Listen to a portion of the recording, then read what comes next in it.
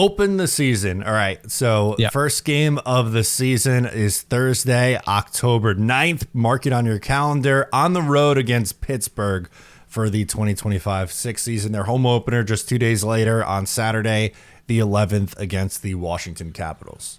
Yeah. Metro heavy start to the season. Games that matter, right? That's what you want to see right out of the gate. None of this garbage against like a Utah or something. Who cares about Utah? Yeah, I'm with you on that. That's who they opened up against last year, wasn't it? Exactly. Yeah. There was a reason why you said that. It didn't click until, I don't know, it just clicked for me anyway. Sorry, a little slow tonight, but you're right. Like, it's fun to start the season in a game that means something. Divisional games always mean more. Obviously, you want to win every single game, but you start against a West Coast team or someone that you don't play all that often. It doesn't have that same juice, but even if Pittsburgh's not any good, Islanders Penguins is still, it's a divisional. Yeah, it's a big deal. It's a divisional matchup. Yeah, 4-point game right out of the gate. That's what you want to see. And back to back. Not only, of course, you have Pittsburgh, as you said, probably going to be dog shit this year on purpose, which we've said before. It goes from Lemieux to Crosby to McKenna. That's how it's going to go. It's coming. But whatever, still a 4-point game. And then you go against Washington, which is very much not supposed to be a dog shit team. Another 4-point game right out of the gate. So maybe measuring sticks for the Islanders, right? Because for us right away, what kind of team is this supposed to be? Right? We may not have improved significantly on paper, but we might have, depending on how some of these additions work out. So do we beat the pants off the Pittsburgh Penguins? That would make us feel good. If not, whatever, we get another kick at the can the next day against the Washington Capitals, which won the division last year. So a little bit of a litmus test at the beginning. Of course, that doesn't mean if they lose both games that the season is over, but it's a nice measuring stick right out of the gate. Not only does it matter, but we get to measure what kind of team this might be out of the gate, which I think is important. Right, because you have two teams that are kind of in opposite spots, right? Like Pittsburgh, not very good last year and aren't expected to be very good. And Washington, as you mentioned, won the division. And it's like, okay, are they going to do it again, or are they coming back down to earth? So like you said, I think it's a good test out of the gate. Another note, too, I'm sure we can go like month by month. We're not going to talk about all 82 games, but something that I know people will be interested in, a lot of 7 o'clock starts. No more 7:30 puck drops at UBS Arena. Back to 7 o'clock puck drops here. Yeah, so for all you parents there with young kids, bedtime is going to be a little bit earlier this year. I know my kids are finally at an age where I could just say, go to, get yourself ready, and they kind of do it. Basha, maybe not, but her room's right behind here, so I keep a watch on her while I keep the other eye on the game. So we'll be all right. But that is nice to see 7 o'clock starts instead of like the 7:30 starts. And games are done by like 9 o'clock, 9:30, maybe at the very latest if you got overtime and stuff. That matters for working people. You get to watch the entire game, and more people are going to watch the full game right from the start because of that. As someone who is not a night owl, I appreciate, and someone who does a post-game show too, I appreciate us likely being done a little after 10 instead of closer to 11 o'clock during the week. Doing these things, and just while we're on start times here, a lot more afternoon games spread out throughout the schedule too. Exactly, not just something that is happening here in October where there are 3. There's a 1 o'clock, 3 o'clock, 12:30 start. But if you go for any start before 7 o'clock, there are I got it here 20 all season long. Wow, they're more like 13. I think there are 13, prototypical afternoon games. I think that's 12, 1 or 3 o'clock starts, maybe 5 o'clocks included, but I went and included as well as 6 o'clocks just because it's completely different. 20 on the year, which is quite a lot. And three in this month, 1 back-to-back to end the month, which is kind of nice. We're not right out of the gate flying. Yeah, that's true, right? It's kind of spread out a little bit.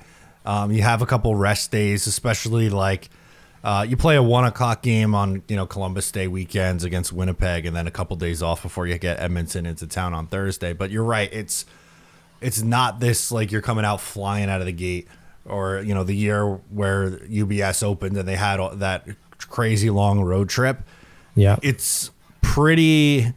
I'm not gonna say it's definitely not soft, but travel wise, it's not nearly as pressing the first month of the year.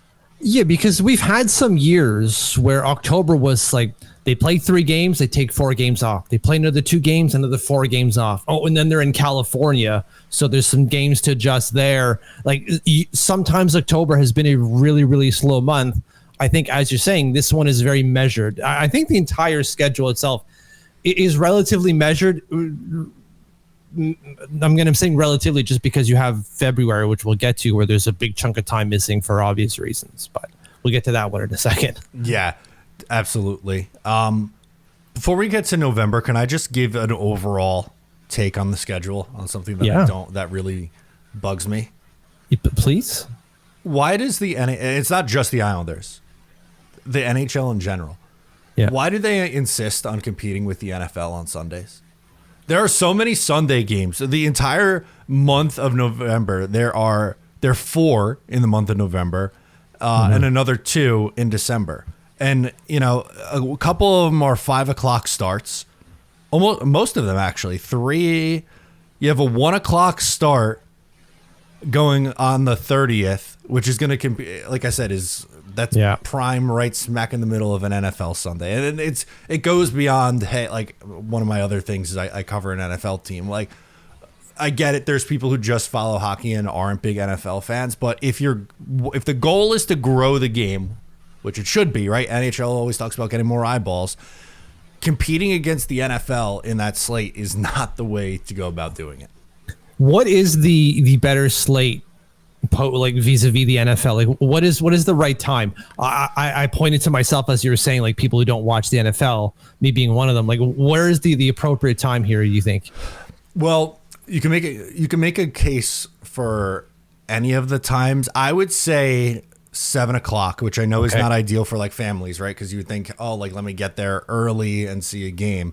But the reason why I say 7 is because there's only one night game. There's a Sunday night game, but it's considered a prime time game. So usually it's a better matchup. So if your argument is, well, why are you going to put it against a good matchup? The bad matchups are usually the 1:00 slate on Sunday, but there's like 10 games in the 1:00 slate going on.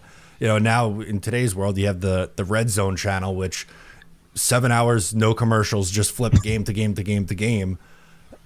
A lot of people like it for, fantasy and sports betting, and they'll have that on all day. So it's not like, oh, the Jets or Giants are down by 20. You know what? Forget it this week. I'm going to flip over now and watch, November hockey. Islanders Columbus on a, random Sunday. I would think, again, 7:00 would probably make the most sense. And we only have one of those. Of all the Sunday games, there's one on Sunday at 7:00, and it's March 22nd. It doesn't matter at that point. The NFL season's done by then. Right. Have all the Sunday games you want until the cows come home from, mid-February on. I don't know. It bugs me because I'm looking at like a 5:00 start against Columbus, 9:00 against Colorado a couple weeks after that, fine. But then you have a 5:00, a 1:00, 2 more 5:00 starts. It's like, dude, why? Why are you doing this to yourself? Exactly. If we're looking at the general notes for the schedule as we're talking here, because Wednesdays, which is when we usually do our podcast, it works out for us. But if you at home are looking to do anything and don't have to worry about thinking you might be missing an Islander game, do something on a Wednesday because they play 1, 2, 3, 4 games on a Wednesday over the entire season. And one of them is in Anaheim at 10:00.